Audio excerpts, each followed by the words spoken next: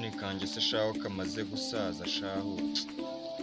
Wama muri ba bantu baba barakubiswe mwigurira kandi. Sibungana ubufoni bwo kugura mwigurira agafoni tu kuko kakaranda buri fo birenze.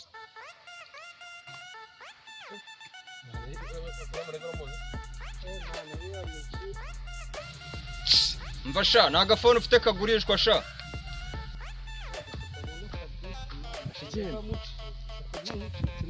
Amana kana n'amagambo se mubwire mana reka nyine kagafone mfite hano mufuka mana kamushyira ate adukubita amafaranga urumva nge naje gusanga ari amana bafite beef we hagara hariya naje bitimo gusanga no mana we chisheni mana mana kangene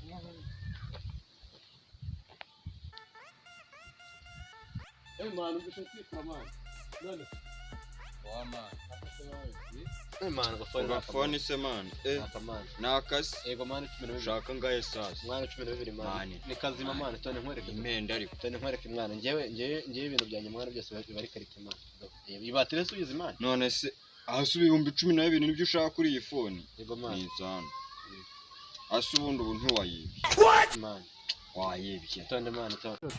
mana iyi foni aya wayibye mana ngewe ako sinyibahe mana iyi foni ntabwo izenye nese kagafoni ngiye ko hari umuntu nkazi mana ako nawe resha wayibye mana igenda wowe genda hoshe wayibye mana igenda iyi foni ngenda yiza ariko genda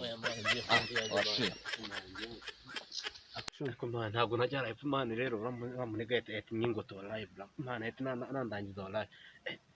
aziko njye kugurisha mana kaboro none munyiga ahisa kantwara mana aramunigara atakura yo mugumu hana amenyo yahise yamara aho karicira hanga mana burangiye tuduhuramo bitazangira ko byagenze nagenda bamugiye ya cyahe bigora kibiragwiye ndagahembwe nyine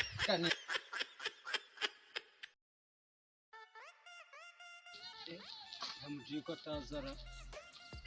romujana bado tamakimbirana baniciki Alo, ndimo ndaza man.